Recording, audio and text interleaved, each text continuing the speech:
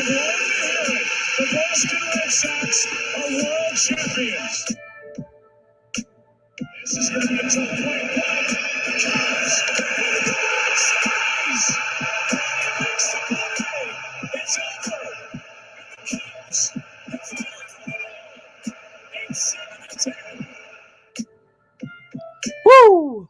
Welcome to the best sports podcast on the planet. This is Triple Shot Sports. I am your host, Brandon Combs. We've got a great show lined up for you guys, all psyched up for Thursday night football. My Bears take on the Buccaneers.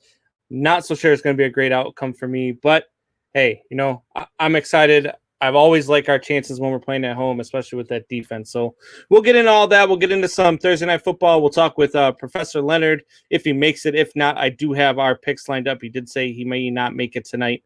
So we'll see if he can join us tonight. If not, I do have the picks for you guys. I also have his crazy pick of the week and his game of the week on hand as well.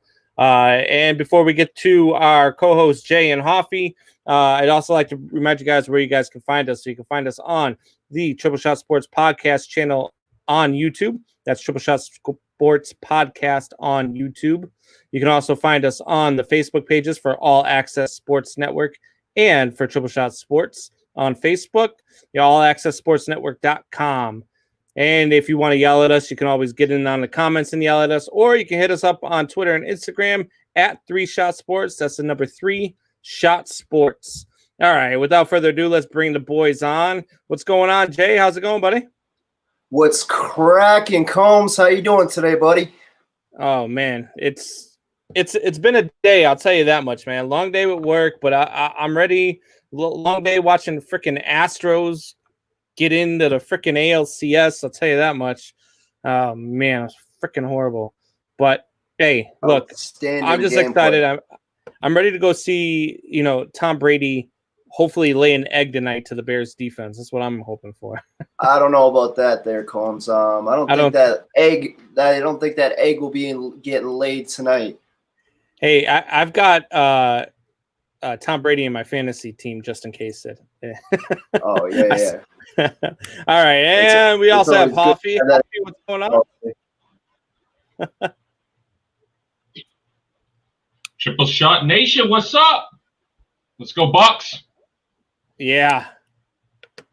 All right, so guys, we got a great show lined up for you guys. We got Thursday night football, like we talked about. We've also got our picks with Professor. Does not look like Professor is going to be joining us tonight, so we're going to have to go through without him. He said he had a long day at work and wasn't sure if he was going to be able to make the ride. So we talked a little bit before the show, and I went out and we got our picks. And as always, we always start the show off with our Shop Talk segment. So, guys, this is your turn to chime in. Let us know what you guys want to talk about, what you want to hear. You got anything you want to hear from us? You want to talk about fantasy teams? You want to talk about picks? You want to talk about anything you want to talk about? Throw it our way, and we will get to it for sure. Jared Perry wants to know if the Soup quit. No, Soup did not quit. Soup Boss has just had a job thing come up, so he's had to take control of that, and it's going to take him away for a couple of months, possibly even out of the 50 states possibly. So he's taking care of that. So we've got Hoffy and Jay. Looks like we're losing Hoffy here. But yeah, we've got a lot of stuff coming in. So Jared, keep those comments coming, man. I know you're always in here chiming in, getting us laughing and getting us going. So Professor did say that this is the worst week for spreads, and it is. It's an absolutely horrible week. I mean, when I went through all the spreads with him, it was insane. I mean, you have all sorts of shenanigans going on in Vegas. I'm not sure if they took a beating last week and are just trying to make their money back or what, Jay. But I mean, you've got some insane spreads this week. So you got you got the Chiefs are favored by 13 against the Raiders. You've got the Bengals are a plus 12.5 against the Ravens. You've got let's see here. I think we only had I'm looking at now. Two games this week are under 7 points for the spread. That's crazy. That's insane. That is nuts. And actually to think about it, you think that the Chiefs are going to take a healthy or a mostly healthy Raider team by 13? So basically 2 touchdowns is what they're giving them, like that's a tough one to take against the spread. And I mean some of the other tough ones here, you had the Vikings +7, and the Vikings have the Seahawks. And so, look, I know the Seahawks are really good, but look, that Vikings team can score, and that Seattle defense is not very good. So, right. I mean, I don't think that's I almost want to take that. Then you got Washington +7.5 against the Rams, and they bench Haskins too. Did you hear that? Yeah, so you got Kyle Allen coming in. Not that he was really doing anything anyways, but I mean, right, exactly. So here we go then. Let's go with Professor Leonard and I's picks. The first game Professor Leonard and I went with was Panthers versus the Falcons. Now this is one of those games that is under 7 points. Jay, the spread here is 2 points. The Falcons are a 2-point favorite on the Panthers. The Panthers, even though they haven't won very many games, have been scoring at a really good clip. I don't know who you would take. They're 2-2 right now. I mean, I personally, I like Bridgewater. I like where the direction I feel like the Panthers are going. For Atlanta to be a 2-point favorite on them is kind of ridiculous because I think the Panthers are a little bit better than that.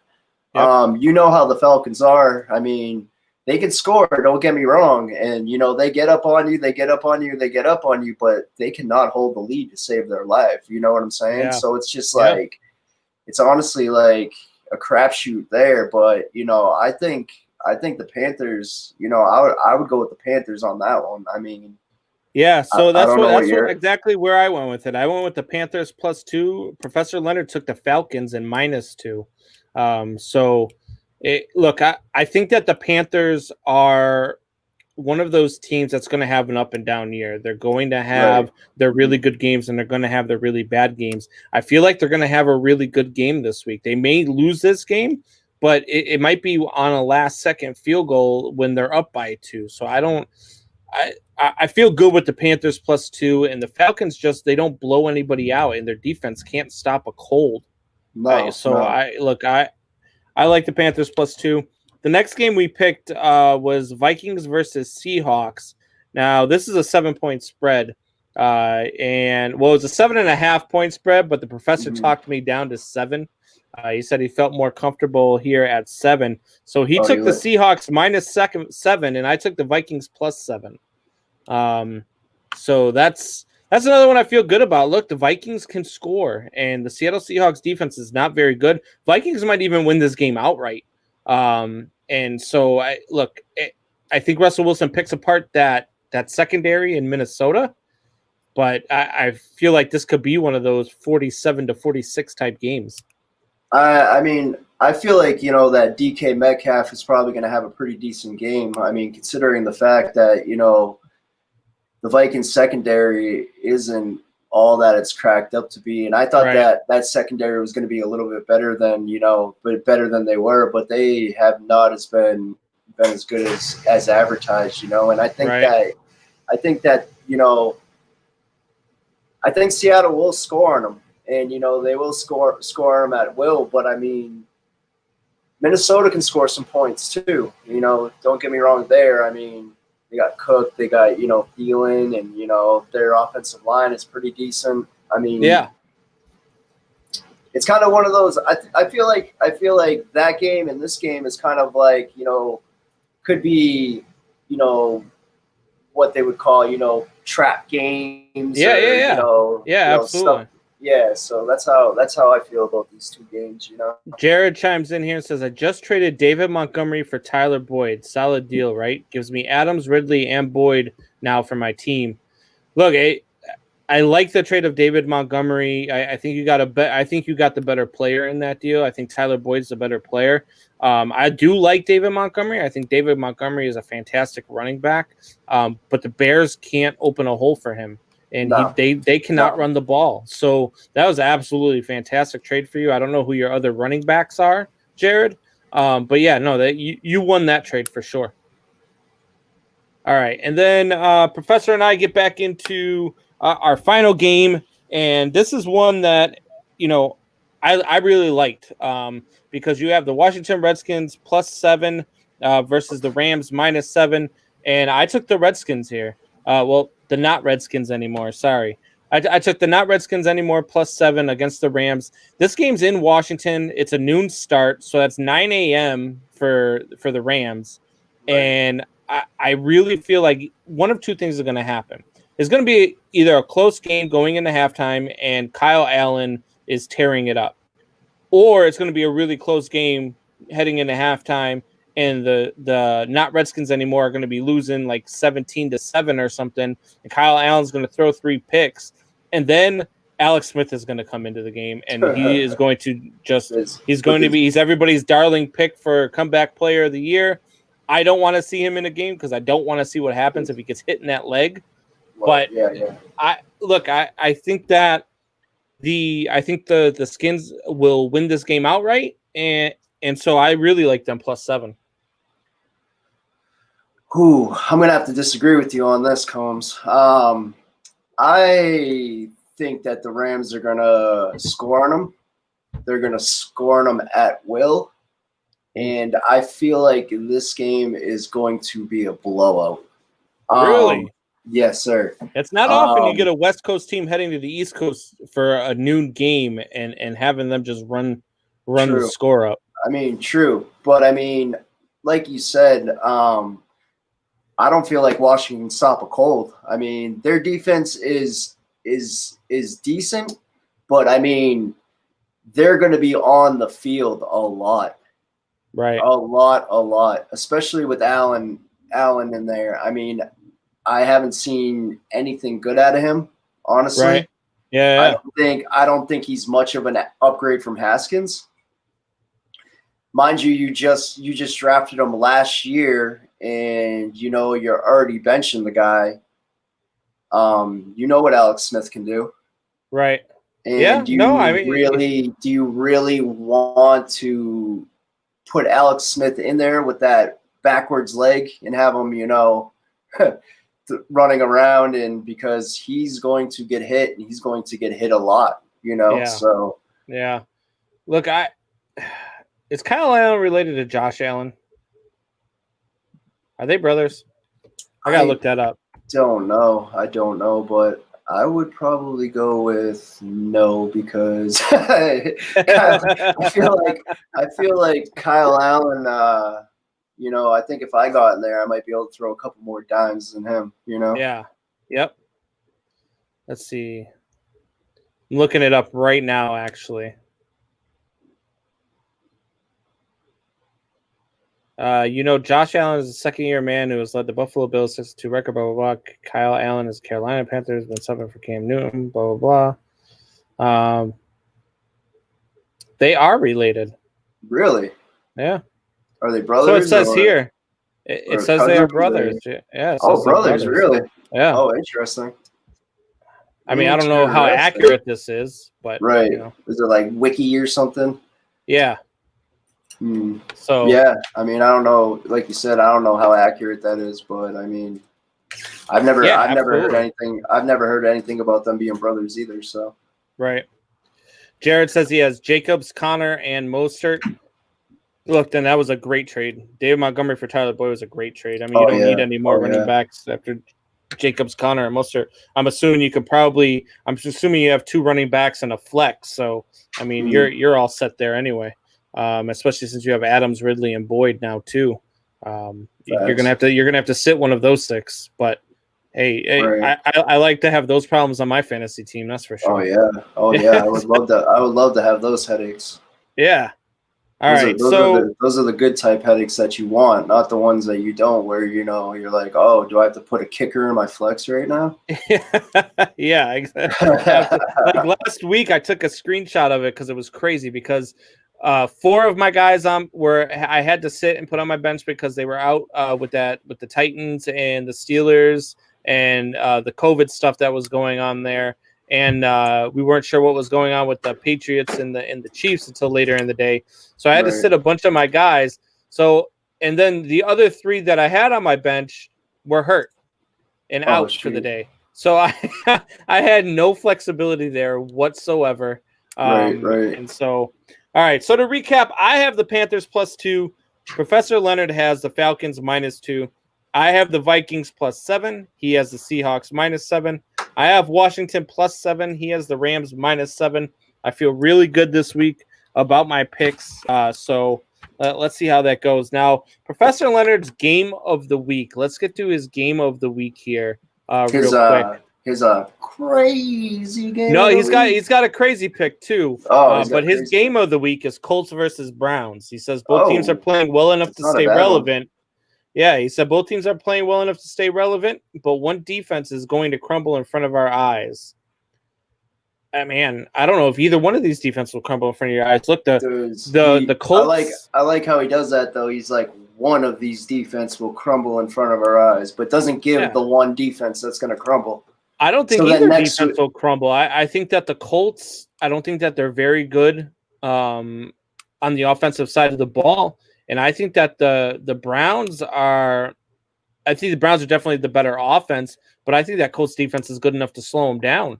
And they might, make Baker Mayfield turn over the ball 2 or 3 times. I could absolutely see in this being like a 17-16 type game. Yeah, for sure. And then next week he'll come in and he'll go.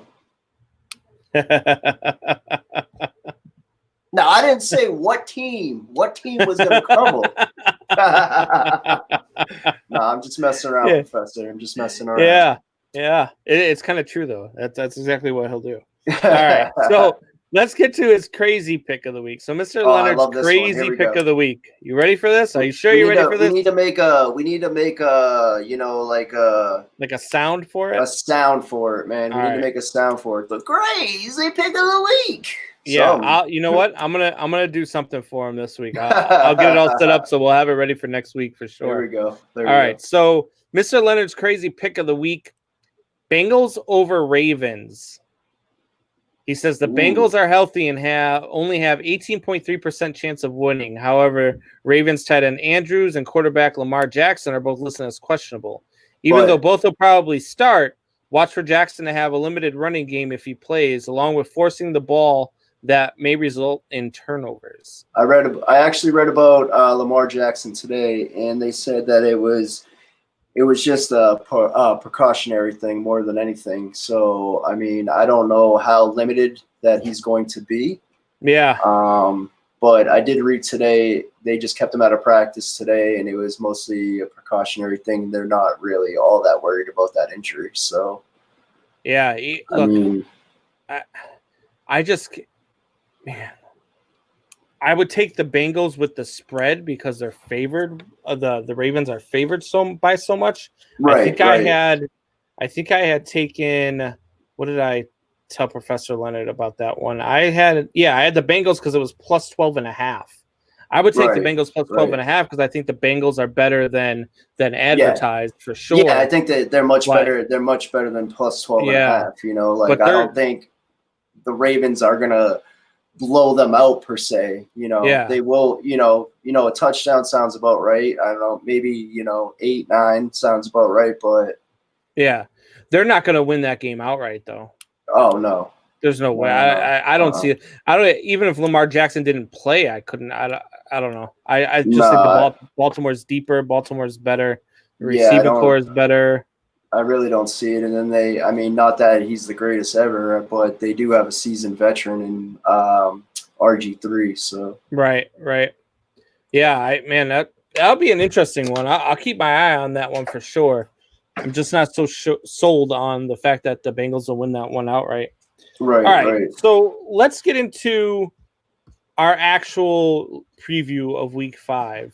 We like to do our picks against the spread with Professor Leonard, but then we also like to go ahead and give you each game and who we're picking outright in those games, straight up, not against the spread. So let's go here with let's start with the Thursday night game. We got Tampa Bay, Chicago. They're about to kick off.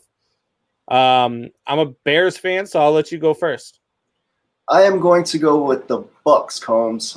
Sorry, but I just think that team is much more complete in every aspect of the game, from offense to defense to special teams. The quarterback's obviously much better. Running backs, tight ends. I mean, they did lose OJ Howard. Yeah, OJ Howard. So they did lose OJ Howard, but Evans I mean, is playing hurt today on a bad ankle. So is Leonard Fournette. Did they say if Godwin's playing tonight? Godwin's out tonight. Oh, Godwin's out tonight.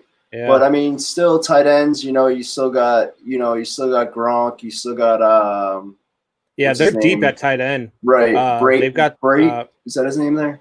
Yeah, Brate, Cameron Brate.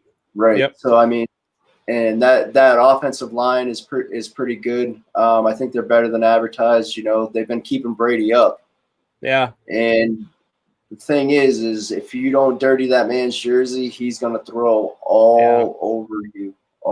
Yeah. You witnessed it last week where he went for over 300 with 5 touchdowns. And people were talking all that smack about his pick 6 and all this other crap. Oh, the last 4 out of the 6 games he's thrown a pick 6, this, that, the other. But at the end of the day, I mean, they're still coming back and winning these games. So here's what I think about this game. I think that the Bears need to have a good game. I think that Nick Foles needs to come out and cement himself as the guy who can lead this offense and do the things that they're going to do.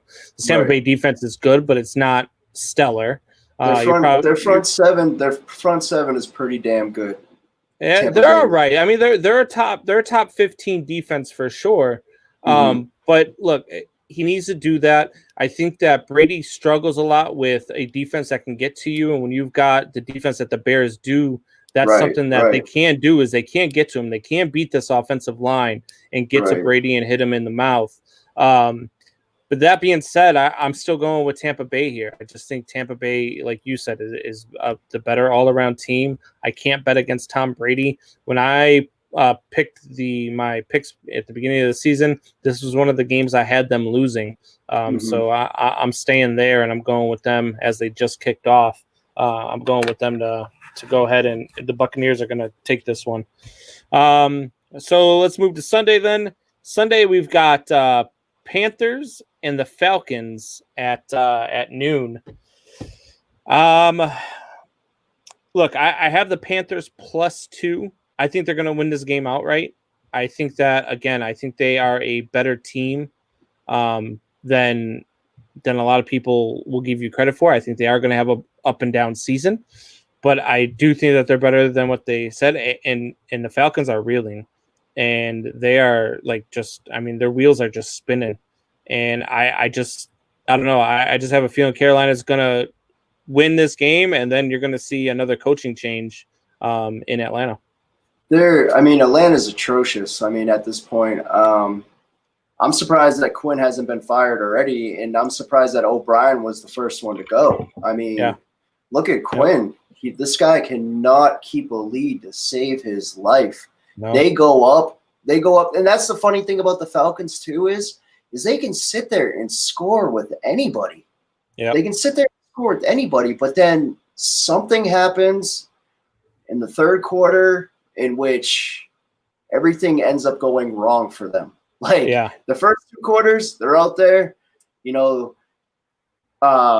Ryan's throwing the ball around. He's got 3 touchdowns, Ridley's got a touchdown, and then Jones is just beasting everybody all over the field. And then the third quarter comes around. You wouldn't know that they were an 0-4 team if you looked at the stats, just by looking at Matt Ryan's got 1,246 pass yards and 7 touchdowns in 4 games. Exactly. I mean, he's not that bad. Gurley's got 4 touchdowns already. But they're 0-4, and they've blown 2 fourth quarter leads where they've led by 15 or more points. And it's I don't think it's so much the offense that is lacking, because when you look at that roster, when you look at that roster and you look at that roster, you're like, how is this team 0-4? Yeah. How is this team 0-4?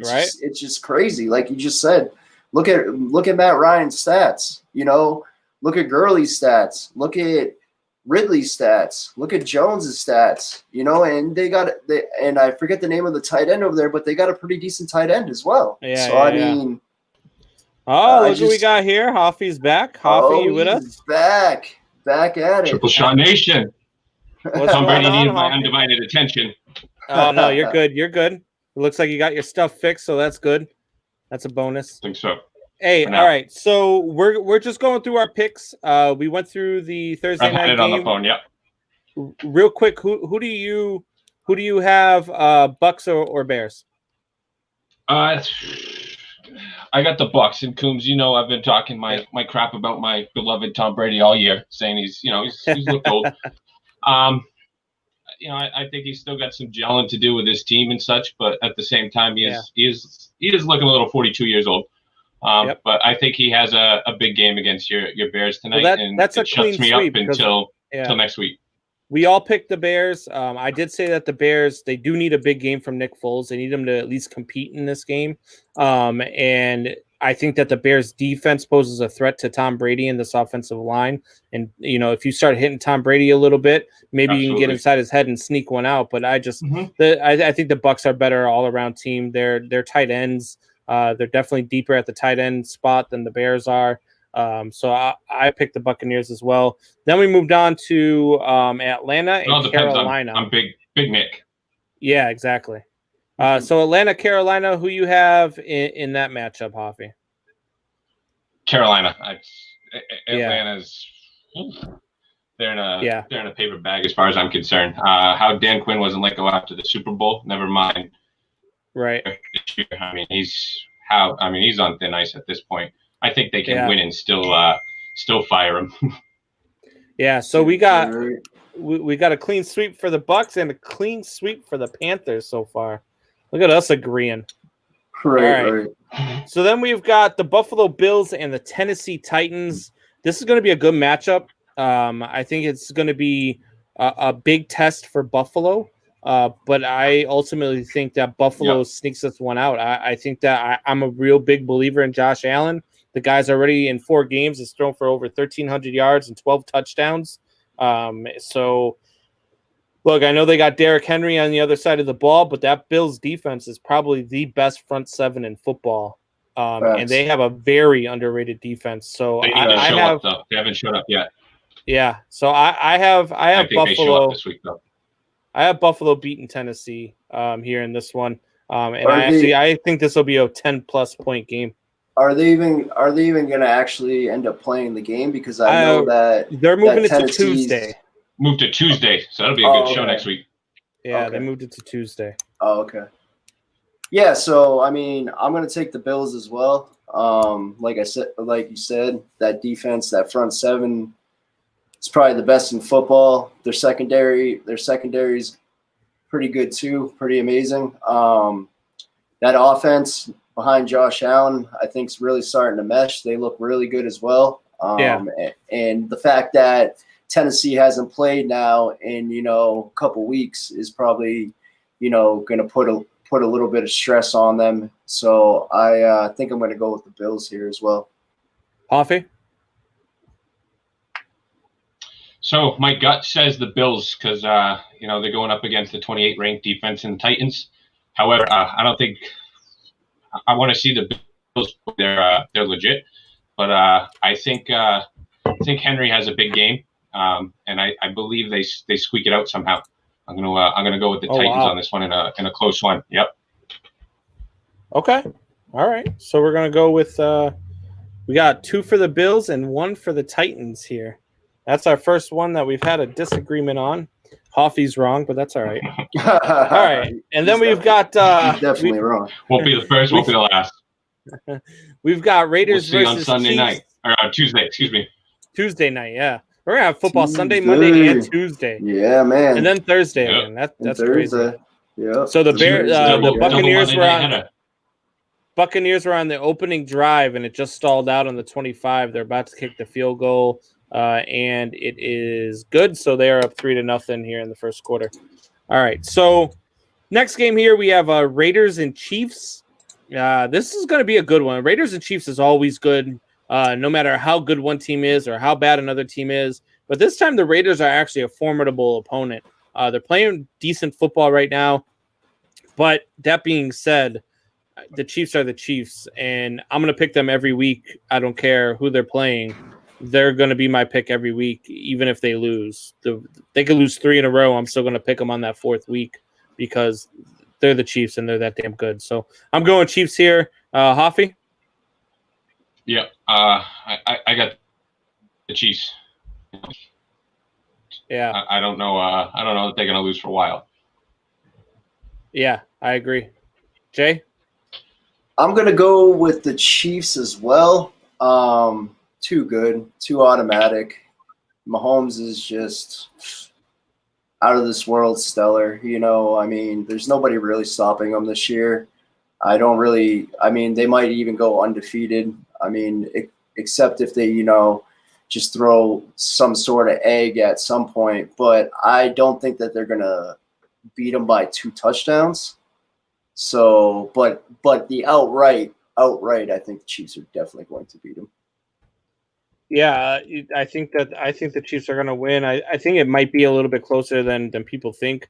I feel like it is probably a 1-score game, whether it's 3, 6, 7, something like that. It's just Right. The Raiders and the Chiefs always end up playing a game like that. So it does not surprise me if it ends up that way.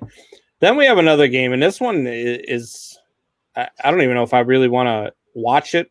It's probably not even worth talking about, but it's the Cardinals and the Jets.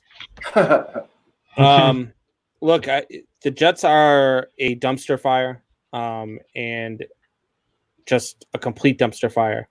But if there's one game that they're going to win this year, it's going to be this one. Right. Because the Cardinals are that team. Too. Yeah, it's the Cardinals are that team that just seem to always find a way to disappoint. Like I'm not a big, and I've said it before, I'm not a big believer in Kyler Murray. I mean, he's just, to me, he's just not a top tier NFL quarterback. 4 games in, still under 1,000 yards passing.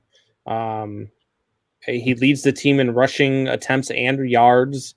Like, I don't know. I'm not a big believer in Kyler Murray, but that being said, you don't need much to beat the Jets. So I'm taking the Cardinals in this one. And this is going to be like one of them, 10-3 type games. Right.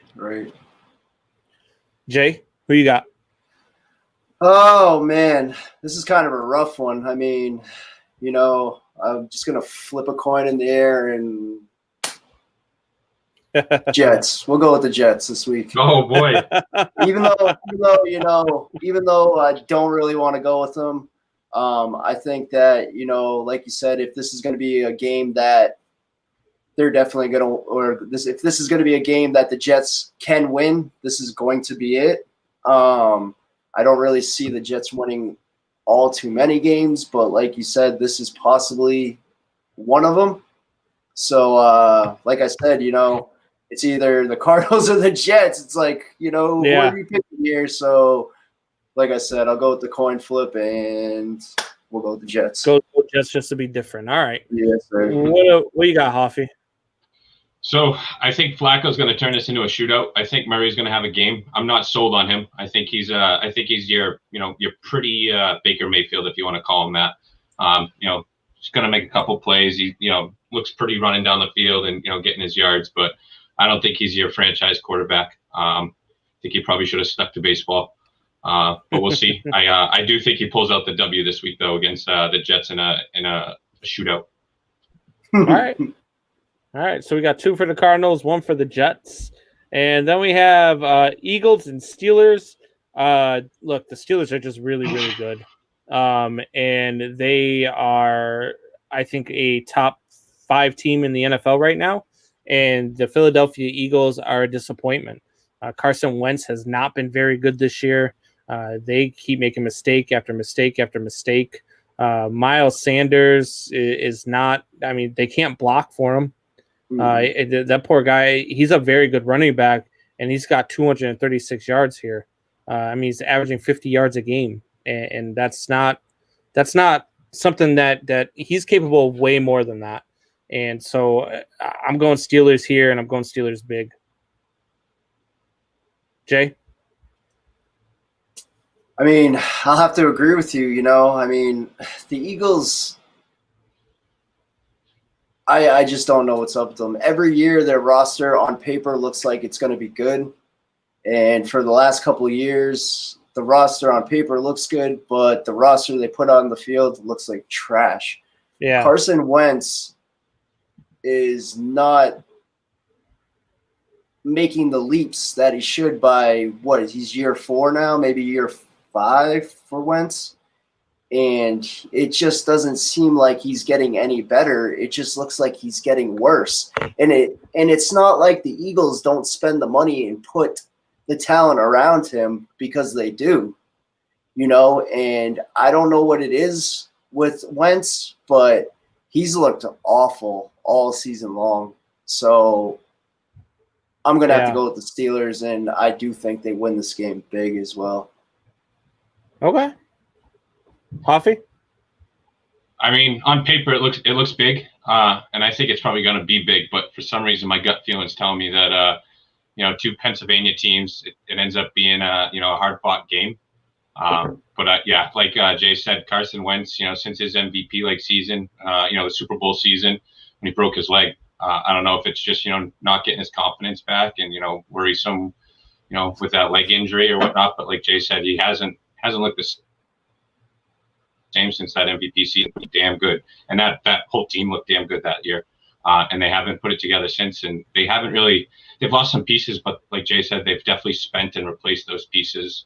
So I don't know how and they're in the NFC East. So how the hell are you not at least 11-5 every season? Never mind a little bit better. I mean, right. You could shit your pants and come up with an 11-5 record in that that division. Yeah, absolutely. I agree. And it's a very down year in this division. And it's completely up for grabs, even though you're 1-2-1. And for me, the Eagles just feel like they are the bottom of the barrel in that division still. I don't know why, even with the Giants being there. Yeah, I still like Redskins over them.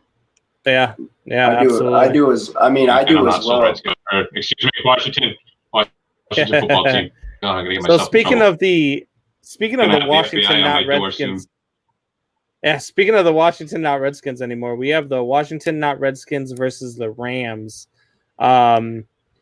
Look, this is a game we talked about with me and Professor's picks. I took Washington +7, and I really like that pick because I think Washington wins this game outright.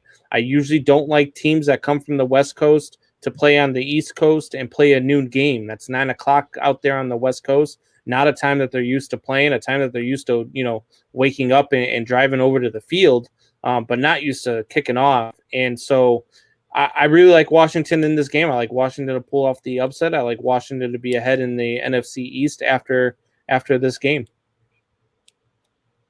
Hoffy? Yeah, I agree with you. And on a backdrop, I don't believe the Allen brothers are. I don't believe they're related at all. I think that's a wiki crock of crap. I'm pretty sure I've looked at that, but I'm still not sold on the Rams. But I think they got this one. Okay, Jay. Like I said earlier when we were discussing the picks with you and the professor, I'm going to take the Rams on this one. I just think that offense is a little bit more than Washington can handle. I mean, I know that Washington's strength is their defense, but I mean, I just feel like that defense is going to be on the field a lot that game. They definitely going to have their moments, but yeah, I agree. So I feel like they're going to be on the field a lot that game. And, with that being said, that defense is just going to get tired out, and they're not going to be able to, take all that, and I just think that, when it comes down to it, I mean, the Rams haven't been playing up to their ability, I don't believe, but I do think that, this could be one of those breakout games for them. Yeah. Yeah. I think it's close for the first 2.5, and then they get too tired. And then from there, it's all downhill. I don't know, man. I think that Carson Wentz is capable of throwing 4 interceptions in this game. I really like that Redskins defense, and so that's why I had to go with them. So I'm, Redskins Goff's for me is not the pick throwing here. 4. What? He'll throw 3. He's not throwing 4. He'll throw 3. Oh, okay. So 3 instead of 4. That's much better. All right, moving on. The You next should game here. just stick to surfing. Next game, we got Bengals Ravens. Another one that we talked about with the spread. The spread is crazy here. But, look, I like the Ravens outright. I like them to beat the Bengals. I think this is going to be a much closer game. I think Cincinnati's a lot better than they've been in past years. Joe Mixon has been absolutely phenomenal this far. Joe Burrow's been absolutely phenomenal. Everything is advertised. Tyler Boyd has been crazy this year. And, look, this is Professor's crazy pick of the week here. He's got the Bengals beating the Ravens. I do like that. I do like the Bengals to make this an interesting one, but ultimately, I like the Ravens here. I like the Ravens. Oh, sorry. Go ahead, Jay. Go ahead, Jay. I like the Ravens as well. I don't think that it's going to be a blow up by any means. I think Cincinnati keeps it, relatively close. I'm not saying close as in a touchdown, but maybe 10 points in that area. I don't think that the Ravens go up by 2 touchdowns, 3 touchdowns, anything like that. Still questionable, Lamar Jackson. They were just saying today, though, they just kept him out as precautionary measures. He's still going to play on Sunday. If he doesn't play, I'd be really surprised. So I slot him in there. But I just don't think that, Cincinnati is as bad as people think they are. I think they're actually better than advertised, And yeah. I think Burrow is all he's cracked up to be and more. I think he's going to be a great quarterback in the next couple of years. And I think, if Cincinnati puts some weapons around him, gets a better defense, I think that they actually might be something to deal with in the next couple of years. Hoffy? I agree. Burrow's been as advertised, and I thought being in the Bengals organization, that would take maybe, a year or two before, he kind of came into the groove with the coach. I do like the fact that they got a young coach. Yep. Having Burrow and him together, that'll be great. And if I recall, I think Brady, which was his offensive coordinator, is now the offensive coordinator with the Bengals. I believe they took someone from LSU, if I recall. So that's only going to make things better. I definitely take a year or two, but I think this game for sure. I think Harbaugh is a good coach, and I think he puts a game plan together that really shows that Joe Burrows is not quite at that level he's been at the past couple of weeks, and he's got a couple more. He's got a little more to learn. Yeah, look, I don't know. I really like Joe Burrows, and I really like what Cincinnati's doing. I like the look of their future. I think they're maybe 1 or 2 years away from being competitive in their division. But yeah, I can't pick them in this game against the Ravens. I just think even with Lamar, maybe hamstrung a little bit and having to throw the ball more than normal, but I'm a big believer in his arm too. I think Lamar Jackson has a really good arm. I think he's a very good pocket passer. He's just a very good pocket passer that can run. So I got the Ravens here. Next game, we have got Minshew Mania. Jaguars and Houston Texans. Houston is a 5.5 point favorite. I like the Jaguars to win this one outright. I really do. Look, I think that the Jaguars are an interesting team. That Houston still they're going with a new head coach, which might actually help them more than it hurts them, obviously. But I think it's going to be a few weeks before they can get a system going. And so I like Jacksonville to walk into Houston and take this one. Hoffy? No, not at all. I think Watson has a game and gets himself his first W of the season, and I didn't really look at their schedule today, which I meant to, but I think they have somewhat of a soft schedule the rest of the year, and I think they turn it around, but I don't think they come anywhere close to competitive. But I got them in this game for sure. I'm not a believer of Minshew mania, and I don't know what's up with the Jags. Since that AFC Championship game, you don't believe in Minshew mania. No, 4 games, and this guy's thrown for 1,200 yards and 8 touchdowns. I don't care. And you're not a believer, huh? I could throw for 1,200 yards if I was on the Jaguars. Oh, my God. You couldn't throw for 12 yards if you were on any team in the NFL. That's because my labrum's torn, but still, I'll give it a shot with my left. Jay? As much as I don't want to do this because they upset me last week, I'm going to have to go with the Texans as well. I think that, they're going to have a lot better game. Cornell's stepping in as the interim coach, which doesn't throw him off too much, since Cornell's been there for the past couple of years.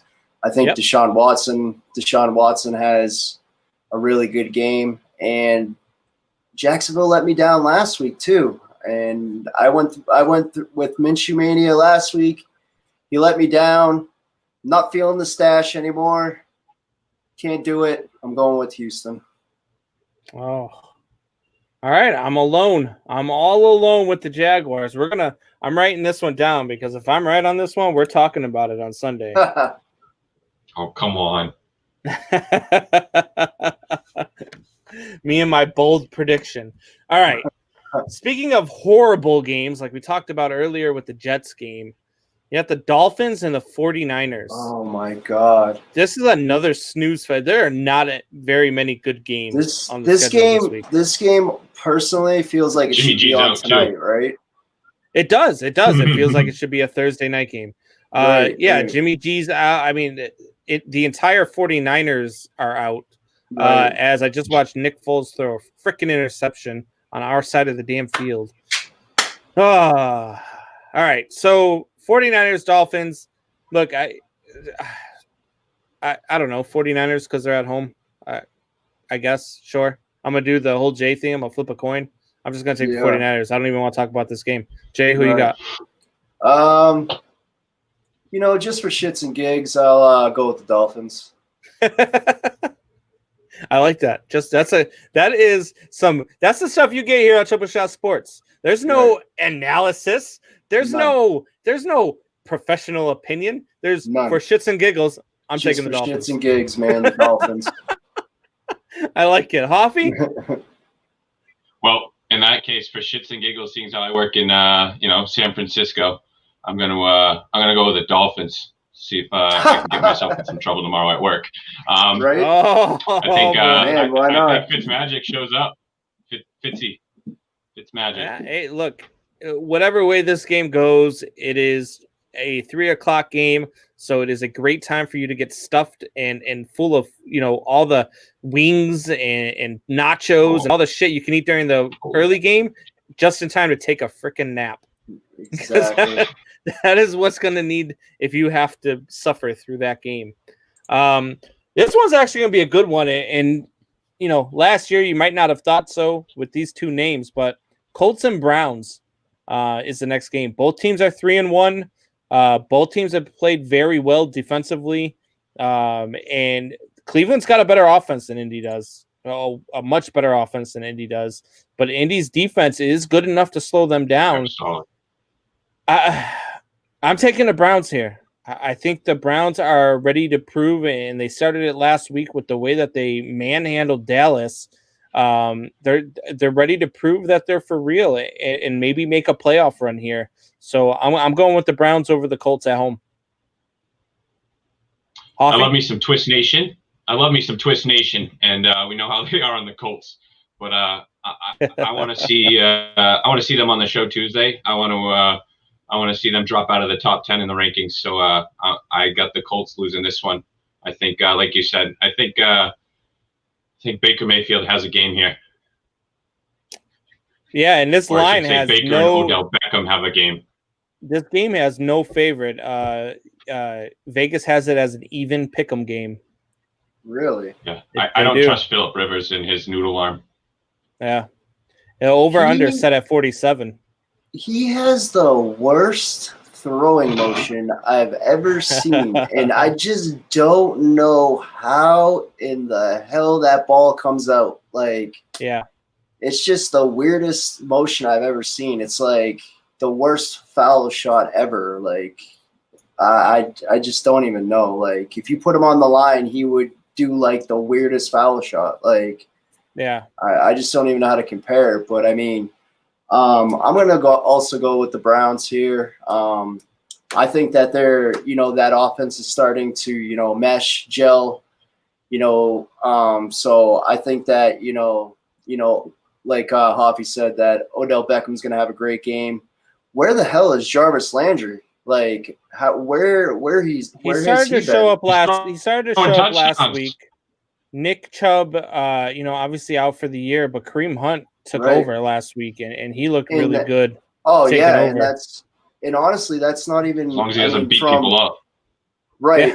And if you get the Kareem Hunt that you got when he was playing for the Chiefs, I mean, that's not even a downgrade, honestly. Right. It's just not off the field. Yeah. I mean, I think that right. And I think that offense is starting to gel. They're starting to mesh, they're putting up a bunch of points. I mean, Cleveland's defense is also decent. I mean, they're not a bunch of scrubs, they're not pushovers. So I definitely think that Cleveland takes this. And, I'm surprised they're not even favored by, at least 3 points, to tell you the honest truth. And I don't even think the Colts should be in the boys from Twist's top 10. I think they're more on the outside, like an 11 or, 12. I got them maybe just even outside. 13. Yeah. So I would trust right. the Patriots before I trust the Colts. Right. With And Newton, of course. And not even trying to be a And they're not in the homer top 10. or Exactly. not even trying to be a homer or anything like that. I would have the Patriots in the top 10 before the Colts.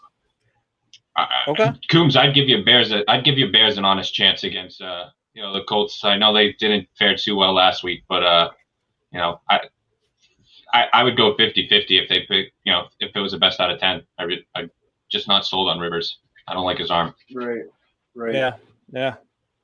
I'm not a big Rivers guy either. I thought he was he horrible in San Diego, and he had way exactly. more weapons in San Diego than he does in Indianapolis. So Right. I just don't, I don't know. I don't see it. So he does I don't think absolutely Brissett is a solid QB, but I think him in the option and would be better than Rivers. Yeah.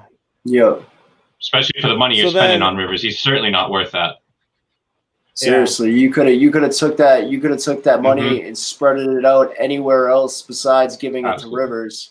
And Brissett, I mean, like you said, Brissett's not, a Pro Bowler or even a top 10, top 15 quarterback by any means, but he gives you that RPO option at least, So I mean, what you're getting with Rivers. He's just dropping back and heaving it. Yeah. So then we get an NFC East showdown. Showdown. We get the Cowboys at 1-3 at home against the New York Football Giants. Look, America's team. I would love the Patriots. Love nothing more than to see the Giants beat the Cowboys this weekend. Nothing would please me more than to see that happen. Oh man, I would love it. It's not going to happen. No Barkley. It's not. The Cowboys are going to win this game. They're going to pull to 2-3. They're going to be tied with the Washington, not Redskins anymore, at the top of the NFC East after this one is over. So I'm going Cowboys here, and it's probably not really even a close game. Yeah, I agree. Go ahead, Jay. Yeah, I mean, I was just going to say I agree as well. I don't think this is going to be a close game at all. I mean, I think as much as I would love to see the Giants just rip apart the Cowboys, because you know what? I honestly think that Cowboys fans are worse than Patriots fans, and they haven't done shit in 20 years, but they still think that they're so great, and they, every year they're going to the freaking Super Bowl, and they're doing this and they're doing that, and then what happens every single year? They're 1-3. They're freaking whatever. But I think the Cowboys do have this game. I think they're going to, I think Dak's just going to throw all over the place, just feed old Zeke, and then it's certified. It's a win for the Cowboys. Absolutely. I agree. All right. So I think then it's going to be a big win, and Cowboys Nation tooting their horns we're back. Oh, yeah. We're back now. So, yeah, for sure. I think this is going to be a big W, and they're going to think, here we come. Yeah. All right. So then we get to the Sunday night game. It's actually going to be a pretty good game, I think. We have the Vikings versus the Seahawks. And look, I think that this is going to be a close game because the Vikings can score, and the Seattle defense is not very good. But the Minnesota secondary is not very good, and Russell Wilson is going to eat them alive. So I'm going to take the Seahawks here, but this is going to be a very high-scoring game and probably going to be a, 47-46 type game. Jay? Yeah, I can agree with that. I mean, I think this is going to be a high-scoring game. The Vikings defense, I mean, their secondary isn't all it's cracked up to be. I think that, Russell Wilson's going to just throw all over him. Like I was saying before, DK Metcalf, I think he's going to have a huge game against that secondary. Probably a couple touchdowns, well over 100 yards, maybe, 8 to 10 catches, something like that. And I like Seattle. I like Seattle a lot. I mean, if I was going to do my own power rankings per se, I would probably have them at 2, maybe 3. I do like them, but they really need to shore up that defense somehow, some way, because that's really where they're lacking right now. But overall, I'm going to have to go with Seattle to win this one in a shootout type fashion. Okay. Javi? Yeah, I agree. I think Seattle's going to get it done. Everyone's, I think what we're missing, like Jay said, is DK Metcalf. We're talking about Wilson and MVP and, damn straight. But DK is a big boy, and he is, we got to talk about him, I think, for wide receiver of the year at this point. I mean, he's putting up some big boy numbers, and, against our Patriots, he put, Stephon Gilmore just to absolute shame. I mean, Right. I'd have been embarrassed to walk back in that locker room after that game. Stephon Gilmore looked like a dog that game, He was playing with COVID. His Madden 99 rating needed to go away. Right. But I think unless Cousins had, he can show up in big time games, but unless him and the running game are just, unless the running game controls the game and controls the clock, which I don't see that. It's still going to be a shootout, but if they can somehow have the ball towards the end of the game and down by less than a touchdown, with like 5 or so left, I think maybe they can, run the ball for that 5 minutes, try and kill the clock. But I think the Seahawks find a way to get it done. All right, and then now we've got another Monday. We've got another Monday night doubleheader, and they moved the New England Patriots game to Monday again. And we have the Patriots and the Broncos on Monday. It's a 5 p.m. Eastern start, 4 p.m. Central. That's 2 p.m. out there by you, Hoffy. Wow. I'll be calling out of work that day. It's an odd time to start. Seriously. For one. And I just don't understand why they're moving the game again. Is it to get Cam into the game? Like, I don't understand. But at any rate, they moved it to Monday. And this one, I mean, the Patriots don't need Cam Newton to beat the Broncos. The Patriots don't need much to beat the Broncos. I'm taking the Patriots in this one, and I think they made that defense probably shuts out the Broncos. Jay? So last week I took the Chiefs over my Patriots, and it killed me, But this week I'm definitely taking the Patriots to beat the Broncos. The Broncos don't have anything at all. I mean, I think Hoffy could walk off the street and possibly toss around the rock better than some of the Broncos quarterbacks are doing down over there.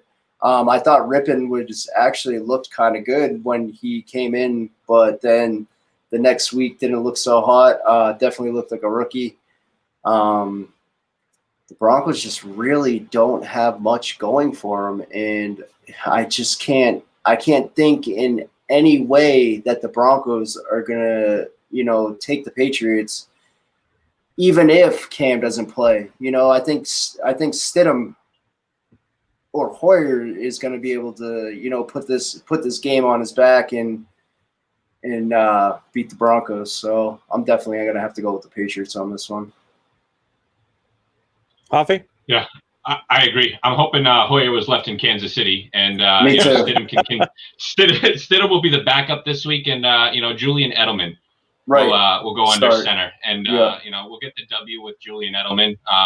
I'll take Newton if he comes, but I've been crying about my defense all year, and they finally showed up last week, and against the Chiefs. So I think we start to put some wins together, put some solid games together, and hopefully Cam Newton can stay healthy. If that happens, if Julian Edelman is the starting quarterback for that game, I will definitely watch that over the ALCS and NLCS that day.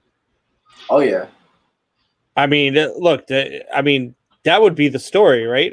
That's the story of the week if that happens. Wildcat all game. You just have what you need to do is you just need to get Stephon Gilmore to go, cough on Hoyer, give him some COVID, and then we can get Edelman in there. It's a brilliant plan.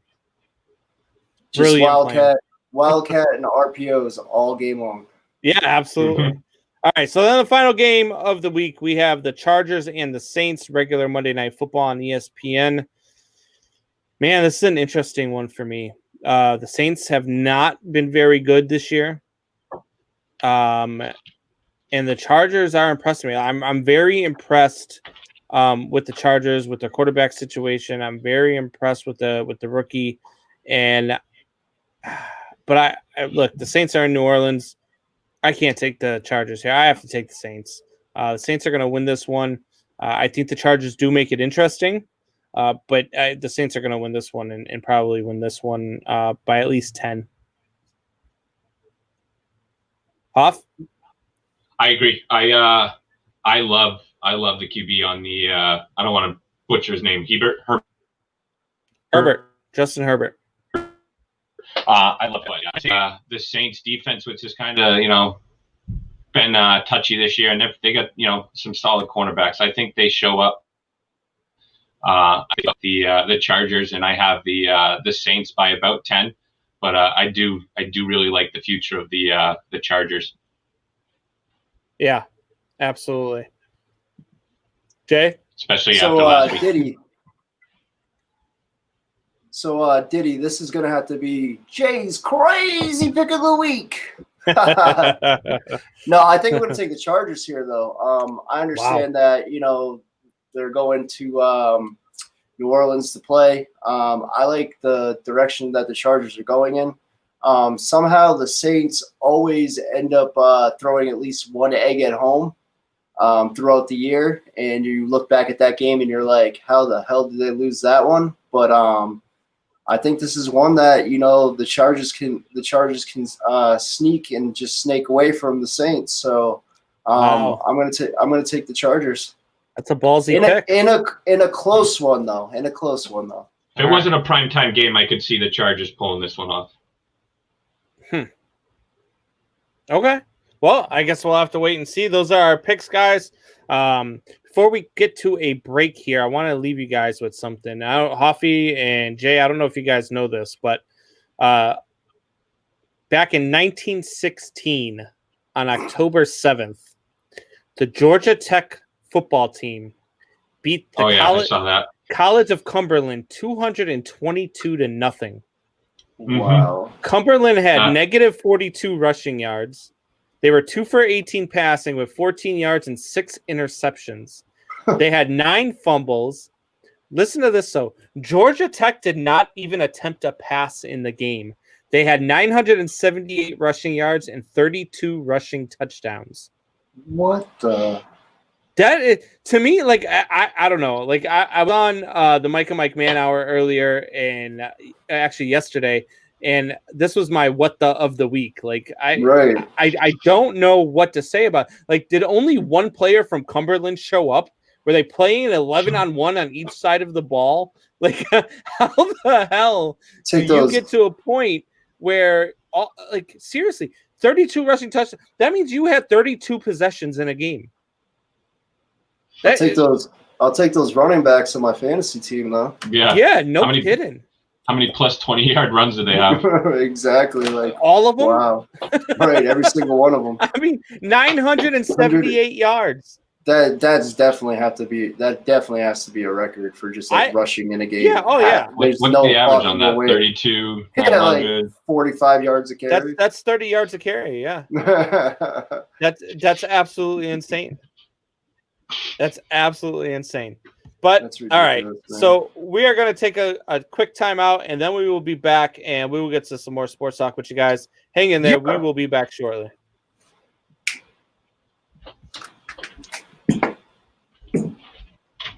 Oh. Bet your ass won't push me. All you ass do is push keys. You exciting my demons. Even demons scared of me. Holy fight when I'm sleeping. God, why am I breathing? Got no rhyme and no reason. That's the reason I rhyme. Niggas finding my season. I'm tired of y'all eating. I'm just tired of me starving. Actually, I'm being honest. I'm just tired of being complex. I'm over ripping the whole of your whole operation. I run out of patience and run out of pages to write that I run out of pages. I jump on the mic and go nuts on the stage. It's so fucking amazing that nothing amazes you motherfuckers anymore. Cause my game is never stay the same. Don't ever say my name. The hell out my way. Got the devils in my head. The devils in my brain. Like whoa, whoa, whoa, whoa, whoa. No. Not gonna slow the flow down so you supposed to know what I'm saying until you replay this shit over and over. I'm only admitted and already said more than you say in one of your albums. Wow, I'm standing in the ring and ready to get it in. Let me know who want a problem. Holla, I ain't never rap about what you thought. One more battles than you ever fought nowadays. 2, 6, 9, and then that'll when they get caught. I'm sticking to the code. Jump before the sun, signal with the flow. Only getting hot about to hit the road. Trying to make these dollars. Giving book more money, everybody. Highest mic on, oh my gosh. Just hit me with the lights off. Some motherfucking star. I said that on the first call. My first step on. My pics you getting no way. But now you fucking do. Cause you're all up for no way. Time to put the ass in the hey, no, let them know. Go ahead, put the ass in the take over the globe, baby, no way that ain't gon' know. Here we go, from the go. I'ma put the ass in the time to put the ass in the hey, no, let them know. Go ahead, put the ass in the take over the globe, baby, no way that ain't gon' know. That's how. Fuck, now I gotta do another verse. Lucky for me, you'll never see me run out of words. Fucking with me, should let it be. Now everybody's under the curse, like everybody's all of my business. But I don't think that ain't none of yours. Word for M commies, internet full of zombies. But all those shits that burns lit and tweeting thinking they got me. All I need is one time, yeah. Who I know it's not gonna change. Whether we at the gram, yeah. Or I got pockets of change. Time change, but I'm timeless. Swiped out like diamonds. Don't follow that trip, what? I just follow you guys, right? Why you think my name is? Why you think it's so blessed? Hip-hop don't lost soul. Why you think I'm a next? Cause I've been on the ground and I don't have no time for games. We are in 11th hour, y'all been getting late. You can catch me in the kitchen cooking up a plate. Jesus on the way, I can't delay, too much to say. Dominoes knocking out, so you knocking out dominoes. Wanna know how I know that I'm about to. All right, so we are back, and look, we talked a lot of football, and I know football is on right now. Buccaneers up 10-0 on the Bears, so about 14 minutes to go in the second quarter. Buccaneers have the ball on their own 10-yard line. So let's talk some baseball, guys. Look, we got a lot of stuff going on in the baseball playoffs. 2 teams are already into the championship series. You have the Atlanta Braves. They went out and they swept the Miami Marlins, which to me was a surprise. I thought the Marlins would put up a better fight. Marlins were my pick, my upset pick of the series. And They went out there. The Braves went out there and did their thing, man. They haven't lost a game yet in the playoffs. They look really good. Their pitching looks really good. Their offense looks really good. They're hitting home runs like crazy. And so the Braves are in the NLCS. They will take on the winner of LA and San Diego. LA is closing in on a sweep of the Padres. They got game 3 later on tonight. I think the Padres are good enough to extend that series. They're really good enough to come back and win this series, but I don't know. Los Angeles looks like a different LA team to me. They look really good. They're always that team that seems to go out there and find a way to lose in the playoffs. But this year seems different for Los Angeles. Have you watched any of that series, Jay? Yeah, I have, and like you said, I mean, they always find a way to lose, but they always get to the dance. You know, they're like the dude who, constantly gets the girl, but he never gets the kiss at night. He never gets the anything to that effect. So I mean, right. I mean, the Dodgers still look good though. And did you see Bellinger actually rob Tatis the other night there? He had a game.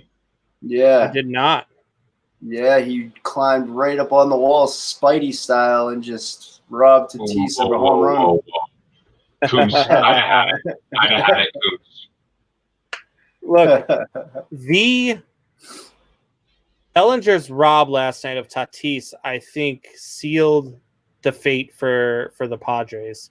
And I think that is what pushes the Dodgers over the edge, because that normally in years past would have gone over the wall. It would have found its way over the wall. San Diego would have taken the lead there and ultimately would have won that game. But, man, it is really hard. It is really hard to say that the Dodgers. I still can't pick them to go out and just do it. I just can't, because year after year they find a way to disappoint, and the Padres are good enough to come back in this series. Bellinger, a lot of people keep talking. I think that catch was overhyped. I think it was he got back on the ball and he made a jumping grab. And he didn't climb the wall. He didn't do anything. He jumped. And the ball would have been out, and his glove was over the wall. But, I mean, it's not exactly a tall wall there in Los Angeles. So he had to run a long way. Outside of Texas, but yeah. Oh, yeah. He ran a long way. Yeah, he ran 97 You're a professional baseball player. That's a routine play, though, as far as I'm concerned. That's a great play in beer league softball, but that's about it. I mean, that really wasn't. That's nothing. That's nothing for hockey, though. He makes those daily. Yeah, for sure. That's Hoffman's routine catch. Mm-hmm. Hoffy does that with a blindfold on one knee. with two beers in his hand. And 2 in my pocket. Jesus. Right. Oh man. All right. So the Houston Astros. It's my team. They go to the ALCS. They beat the Oakland A's. Look, that was a home run derby. That series was a home run derby. What's that? We're gonna get bean tossed. You didn't get your wish though, and didn't start drilling them. No. And they probably should have, because. They should have still threw at him. Yeah, the way that they were hitting home runs was absolutely crazy. I felt like I should have been listening for the banging of trash cans. For sure. But yeah, I don't know. Whatever. The Astros are in the ALCS. They're going to take on the winner of Tampa and New York. Last I checked, that game was still scoreless, and I'm actually turning it on right now to see what the score of that game is. But Tampa and New York, the winner of that will get the Houston Astros. New York is up right now in the 6th inning. New York is up 2-1 in the 6th inning. So I don't think that it mattered who won that series between Oakland and Houston. I didn't think either one of them is going to beat Tampa or New York. I don't think they're good enough to play with either one of those teams. They're certainly not good enough to pitch with Tampa, and New York's going to outslug them. So I think whoever wins Tampa and New York is going to end up in the World Series, like I had said before. And whether Oakland had won that series like I wanted them to or not, I just didn't think that either one of those teams was good enough to compete with the other two teams. I think you're right there. I think that Houston would have probably had a better chance against Tampa Bay. I like Tampa's pitching as well, but I just think, they are swinging the bats right now. And, I mean, you just saw it the other night, proof positive, Yeah. But the Yankees can swing the bats with them, and the Yankees pitching staff isn't all that bad either, So, I mean, I think, obviously at this point it's probably going to be the Yankees and the Astros, and I do think that the Yankees come out of it. Even though I would just love to see the Astros just to piss everybody else off, including you, Diddy, including Hoffy down there. I see him shaking his head. But yeah, just to piss everybody else off. I mean, I just don't think Houston is bad as everybody thinks that they are. Yes, they cheated. Don't get me wrong. They cheated. But I just still think that team has a lot of talent. I just think that team still has a lot of talent that people aren't seeing because of the fact that they did cheat.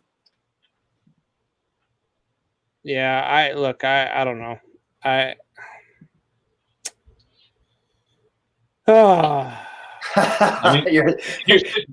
Diddy's not upset about it. I just hate the Astros, man. I can't do it. We love it, but they are a hell of a fucking team. And I think that, if they go against the Yankees, I think it's going to be another home run derby, but I think the Yankees pull it out. If they go against the Rays, I think the Rays, I don't think they take care of the Rays pitching. Therefore, I think they're in trouble there. But I think the Yankees still find a way to win tonight and pull off the next game, and I think they win this series. I think Stanton's got six home runs, 13 RBIs. Judge has only got like 3 hits. 2 of them are home runs though. I mean, if he turns it on and he joins his buddy Stanton, I mean, that lineup is pretty solid. Yeah. So. The Yankees just actually went up 4-1. Oh yeah. Yeah. So, what about the NLCS? Braves versus either the Dodgers or the Padres. Probably the Dodgers. Do you see any way that the Braves are going to continue this run and beat either? I think the Padres would be a much more fun matchup. I agree. I see the Astros winning 2 games, and I see them being, just being slugfest where they might win big. It might be a close game, but I think they put up big numbers. But other than that, I think the LA pitching staff takes care of them in at least 6. Right. Pretty easily. I mean, as much as I would like to see the Braves win it, I just don't see it happening. I think LA has too much, from bats to pitching to, their bullpen. I just think they just have way too much. But I would love to see the Braves win it though. They're kind of like the darling team right now. They got, momentum. They got that all on their side. And I mean, the Braves haven't been to the dance and, as far as the World Series in a long time. And, I'd like to actually see them go. I mean, they were one of my favorite teams when I was a kid, but, Chipper Jones, Andrew Jones. Yeah, Chipper Jones, Andrew Jones, Dave Justice. They had Smoltz. Yeah, absolutely. Maddox, Glavine. Like, that pitching staff was crazy. That's what I fell in love. That's how I fell in love with baseball. Right, But the Braves were my team back in the day. Other than the Red Sox, they were my NL team. If you want to put it that way. It was always the Yankees in the World Series when we were younger, so it was against the Braves. So we had no choice but to root for the Braves. So right, exactly. So yeah. But I would love to see the Braves, but I just don't think it's going to happen. But then when the Dodgers do finally make the World Series, that's when that's when they're going to lose it. So, I mean, they can always get to the dance, but once they get there, it's a no-go. I think it's the Yankees' year this year, and that pains me to say.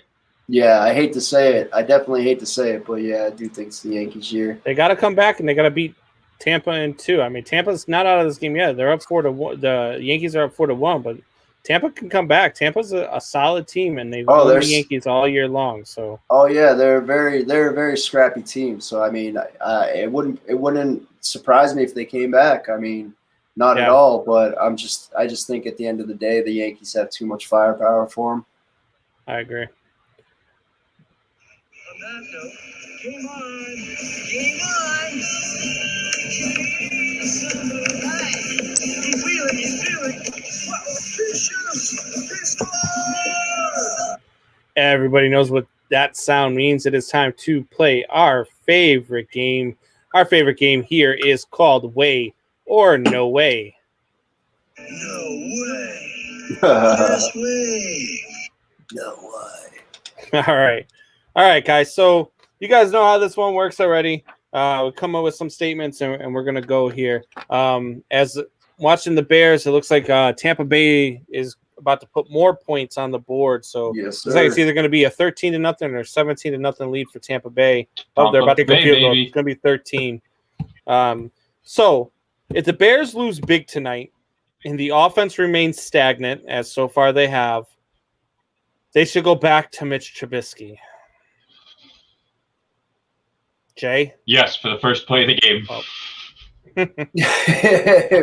Right.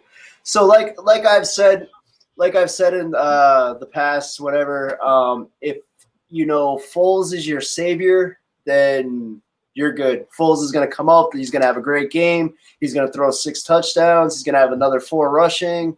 He's going to have 450 yards. If he's your savior, that's the type of stats he's bringing you. But if he's your starter, then you have a problem because Foles is going to throw 4 picks. He's going to get sacked 4 times. He's going to fumble the ball. He's probably going to get hurt because that's what Foles does, So, like Hoffy said, they should put Trubisky in for, like the first series. And then after Trubisky messes up that first series, then they need to have Foles come in and take the reins from there because that's when he's going to start lighting it up and throwing dimes everywhere. So do I think that they should go back to Trubisky? No. Hoffy? I mean, I know I give you a lot of crap about Trubisky. I don't think he's, I don't think he's your franchise quarterback, but, he did, I do think that, you guys might have a better chance with him. And like Jay said, I do love Foles as a backup, but I think if he's the starter and he knows all week, and I don't know, it seems like he needs to just come in and not expect to be coming in. And that's when he just, doesn't think and just goes balls to the wall and, plays like Big Dick. This pains me so much. Just because watching this team, I know that they're a quarterback away. That's all they need is a freaking quarterback. I don't subscribe to the notion. I don't subscribe to the notion that Foles has to be a savior and he can't be a starter because when he won those Super Bowl against the Patriots that year, that NFC Championship game and Super Bowl games were probably 2 of the best games I've seen a quarterback play in a very long time. And he knew he was the starter in those games. And he was starting for the last half of that season in Philadelphia. And the Bears run the same type of offense. I think that the problem is that last week they didn't play very well against Indianapolis. Indianapolis has a very good defense. They're not playing very well tonight. They're playing against Tampa Bay. It's got a very good defense. They're going to beat the teams in their division, except for the Green Bay Packers, because the teams in their division, other than the Green Bay Packers, don't have very good defenses. So they're going to have probably 4 wins there between the Lions and the Vikings. They have not such a tough schedule coming up here. and their defense is good enough. They don't need to go back to Foles. Going back to Trubisky. I mean, going back to Trubisky is a no way for me. You're at Carolina next week. Then you have the Rams. Both of those are winnable games. Should win both of those games. Then you got the Saints. You're probably going to lose to the Saints. You got the Titans. Who knows where they're at? If they're healthy, that's going to be a good game. But probably a loss there, I would assume. They might be out of the league by that point. Then you get the Then you get the Vikings. Then you got the Packers, and then the Lions and the Texans and the Vikings again. Then you get the Jaguars, and you ultimately end the season against the Packers. So I see 1, 2, 3, 4, 5, 6. Possibly 7 more wins out of this team. I really do. And I know it makes me sound crazy when you look at the way that they are right now, and as inept as the offense has been. And as I say in that, they're driving the ball down the field again against Tampa Bay. I think they're going to figure this thing out. I really do. I think that, last week they were a couple of drop passes away from beating Indy. Indy only beat them by 8. It's not like Indy blew them out, and Indy couldn't move the ball on them. That defense is really, really good. It's going to keep them in a lot of games. And so, I don't know. I say you stick with Foles and see what you got, barring an injury. How many drop passes you guys have last week? A lot. And, I mean, they were drop passes that hit the guys that held the interception earlier by the interception earlier by Foles hit the guy right. He was trying to throw a back shoulder fade to Robinson, and Robinson went up to go get it. The ball bounced off Robinson's hands, bounced off his knee, and popped up right to the defender. So that's not even an interception on Foles, to be honest with you. I mean, it was a very well-placed pass that Robinson just didn't come down with. All right, so let's get over to baseball here. And we talked about this a little bit a few minutes ago with Cody Bellinger. But Bellinger robbing Tatis last night sealed the Dodgers' fate. And this is finally their year to go ahead and go get it all done again. Puffy? I mean, like we kind of already talked about, I think they get it done to get into the big dance. But I think they run into a buzzsaw in Tampa Bay or New York. But I believe it's going to be New York that they run into at the end. I think you're just trying to put a hex on New York by picking them. That's what I think. I think you're doing that old Boston voodoo magic. I'm going to pick the Yankees just because if I pick them, they're going to lose. No. I do love the Dodgers lineup, but I don't know. The past couple of years, it seems like the Yankees it's been their year, and they don't get it done. Almost as if they're almost the Dodgers of the AL. So yeah. I think Stanton and Judge and the rest of the lineup get it. Gardner. I think they have too many utility guys. All around players. Same thing with the Rays. Both teams just have too much depth. The Dodgers do have a solid lineup, but not a lot of depth. Let's be honest. You hate every team but the Cubs, and a bet is a bet. Next show you have to wear white socks since the Sox. Wait. That was not the bet. That was not the bet was if the Sox won more games than the Cubs, and they did one more game than the Cubs this year. The bet was I had to buy her a White Sox hoodie. Not that I had to wear one on the show. Nice try. That's not what I heard. Nice try. Is she a White Sox fan? She is. That's not what I heard. Although, admittedly, and she's admitted this, I'm turning her into a Cubs fan. She actually can name you more. She can name you more players in the Cubs lineup than she can in the Sox lineup right now.